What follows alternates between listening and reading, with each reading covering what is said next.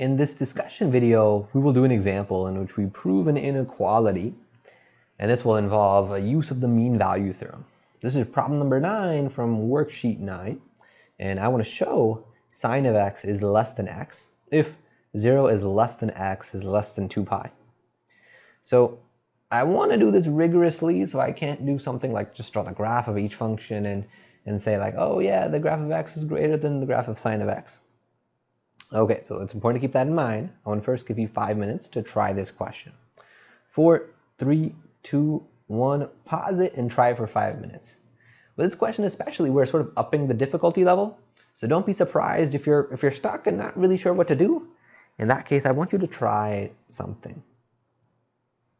All right, hopefully you did that. Hopefully you paused it and tried it for about 5 minutes. Let's talk about it together now. So I want to start with a little bit of scratch work, just to get a feel for what it is that we're trying to show and see if we can come up with a strategy. All right, so let's start off by drawing the graphs of the functions on both sides of the inequality, just to get a feel for it. So I'm going to start off with a graph of y equals sine x, and let's draw some axes. So some axes, and the graph of sine x, it has its y-intercept here at the origin, and it goes up, and then down, and then up, and it keeps oscillating. Even in the negative direction, it has that sort of shape. And then this value, x value, is pi, and this is 2 pi. So if I compare that to the graph of y equals x, the graph of y equals x is just a line with a slope of 1, and it goes through the origin, so like this. So we're trying to show that the graph of y equals x is going to be higher than the graph of sine x when x is between 0 and 2 pi. Okay, and I mentioned at the start that I want to do this rigorously. I don't want to just do it based on the graphs and say, yeah, the graph of x looks like it's higher than the graph of sine x. I want to do it more rigorously. Okay, so there's a key observation I want to make. And I'm trying to show this is true when x is in between 0 and 2 pi. And the first observation is, well, at x equals 0, both functions have y equals 0. They have the same y value when x equals 0. I also mentioned earlier that I'd like to be able to do this using the mean value theorem. But to be able to use the mean value theorem, so I would like to use MVT, the mean value theorem, but to use the mean value theorem, we need just one function. And right now I have two. I have sine x and I have x. So the way that we sort of work around that very commonly in mean value theorem questions is we rearrange whatever equation or inequality that we're working with to get all the variables on one side. And if I do that, this is equivalent to showing that sine x minus x is less than 0. That is what I'm going to try to do. And this suggests, let me write that 0 better, that we let f of x be the function sine x minus x. So working with that function, what we know is that when I plug 0 into it, we get sine of 0 minus 0, and that's just 0 minus 0, which is 0. So we know f of 0 is 0. And what I want to show,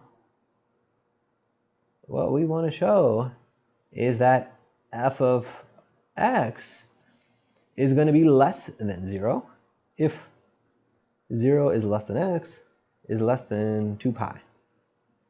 All right, so here's how we're going to do that. We're going to apply the mean value theorem on some interval, and the interval is going to go from 0 to some arbitrary x that's in between 0 and 2 pi. So I'm going to let x be an arbitrary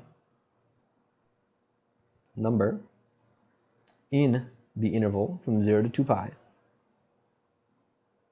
And now I'm just going to write this in the margin. I'm going to consider the interval from 0 to this arbitrary x value. And I want to be able to apply the mean value theorem on that interval.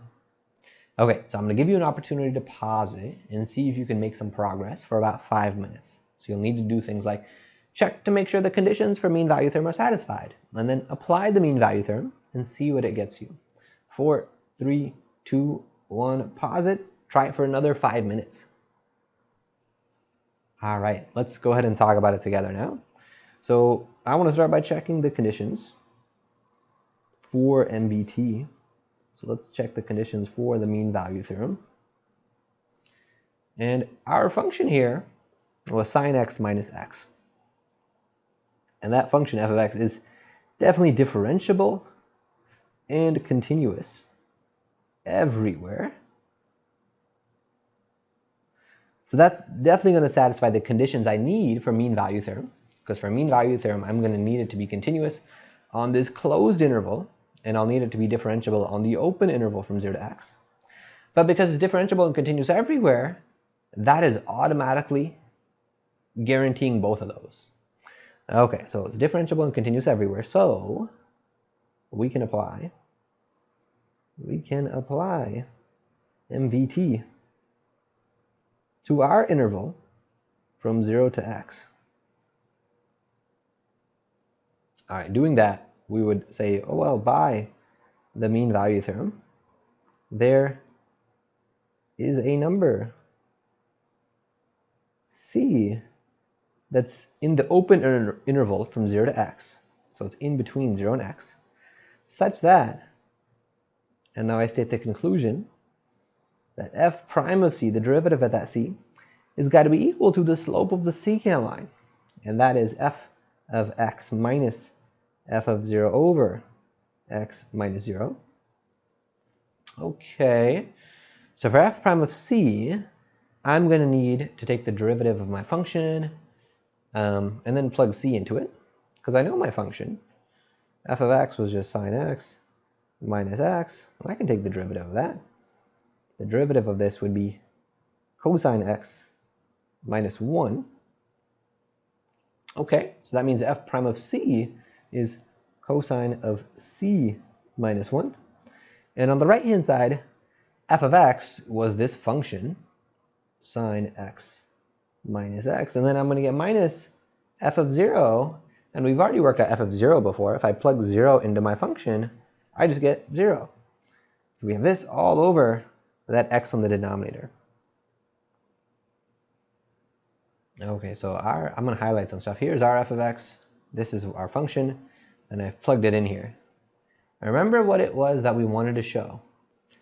I wanted to show that sine x minus x is less than 0. We want to somehow show that that quantity is going to be negative. All right, so here's how we're going to do that. Because x was a number between 0 and 2 pi, c, because c is a number between 0 and x, that means c is also going to be between 0 and 2 pi.